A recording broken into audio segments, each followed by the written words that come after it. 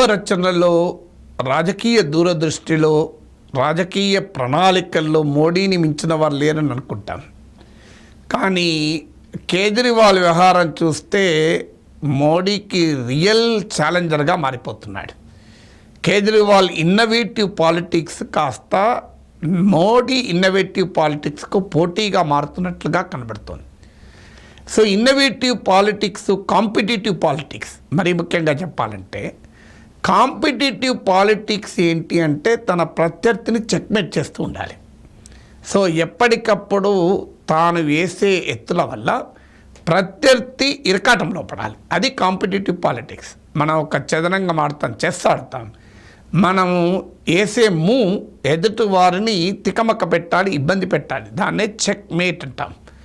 So ఇప్పుడు ఈ competitive పాలిటిక్స్లో కేజ్రీవాల్ను అరెస్ట్ చేసి ఆప్ను చెక్మేట్ చేసిందని బీజేపీ అనుకుంది. కానీ కేజ్రీవాల్ ఢిల్లీ ముఖ్యమంత్రిగా రిజైన్ చేయకుండా ఇప్పుడు బంతిని తిరిగి మోడీ కోర్టులో పడేశాడు. సో ముఖ్యమంత్రిగా రిజైన్ చేసి ఉంటే ఏమయ్యేది?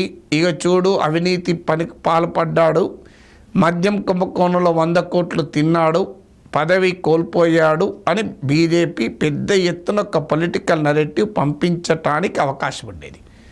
కానీ ముఖ్యమంత్రి పదవికి రిజైన్ చేయకుండా బీజేపీ నరేటివ్ను ఒక పొలిటికల్ ప్రాపగండాగా, పొలిటికల్ కక్ష సాధింపు చర్యగా ఆప్ తిప్పుకొట్టగలిగింది. సో ముఖ్యమంత్రి రిజైన్ చేయకపోవటానికి కూడా కారణం అది. ఇది ఆప్ నాయకులు బహిరంగంగానే చెప్పారు, ఇదంతా బీజేపీ పొలిటికల్ గేమ్, అందువల్ల మేమెందుకు రాజీనామా చేయాలి అన్నారు. రెండవది, కేజ్రీవాల్ పదవి కోల్పోతే లేదా అరెస్ట్ అయ్యి జైల్లో ఉంటే ఆప్ చిన్నాభిన్నం అవుతుంది, ఆప్లో ఒక భారీగా తిరుగుబాటు వస్తుంది, ఆప్ దెబ్బతింటుంది అని బీజేపీ లెక్కలు వేసింది. కానీ అరెస్ట్ అయిన రోజులైనా ఆప్లో పెద్ద రివోల్టు లేదు, భారీగా ఎమ్మెల్యేలు పార్టీ మారడము లేదు, ఆమ్ ఆద్మీ పార్టీలో ఇంటర్నల్ రెబెలియన్ ఏమీ లేదు.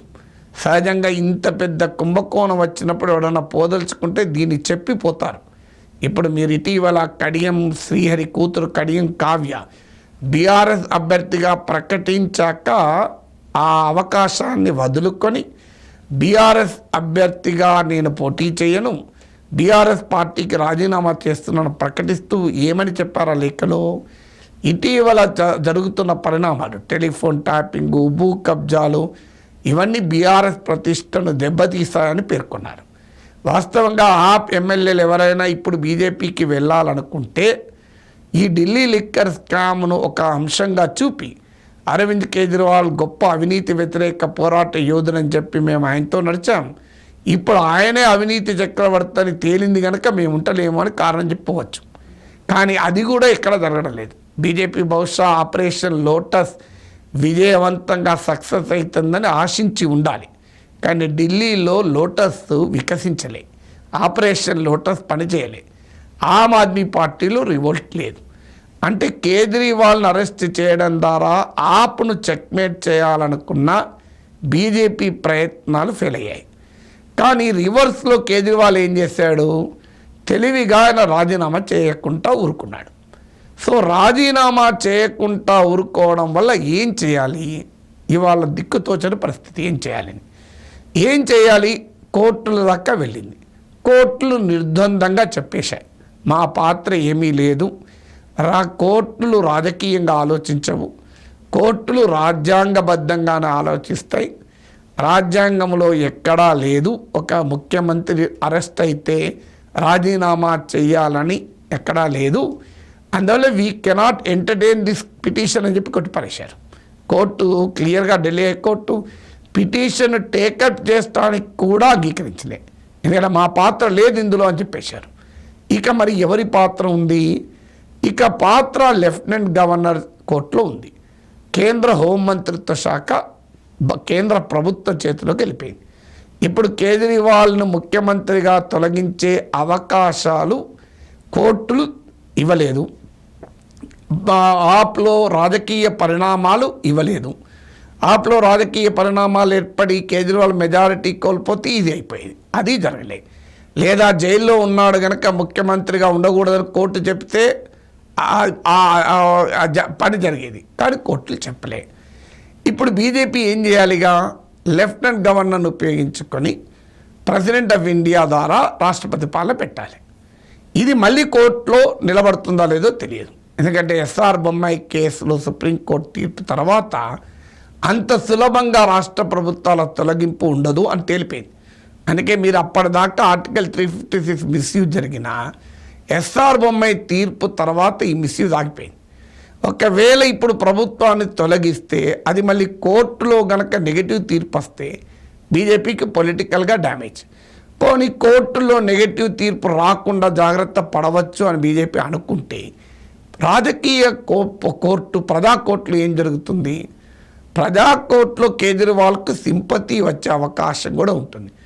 ఆయన జైల్లో వేశారు, ఆయన ప్రభుత్వాన్ని తొలగించారు, మాకు స్కూళ్ళు బాగు చేసిన ప్రభుత్వం పోయింది, మాకు మొహల్లా క్లినిక్లు పెట్టిన ప్రభుత్వం పోయింది, మాకు ఉచిత బస్సు రవాణా ఇచ్చిన ప్రభుత్వం పోయింది అని ప్రజలు అనుకొని తిరగబడే అవకాశం ఉంది.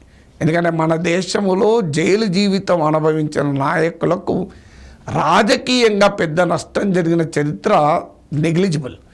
లాలూ ప్రసాద్ యాదవ్ జైల్లో ఉన్న ఆర్జేడీ రోజు రోజుకు బలపడిందే తప్ప బలహీనపడలే. జయలలిత, జగన్మోహన్ రెడ్డి ఇలాంటి ఉదాహరణలు చాలా ఉన్నాయి.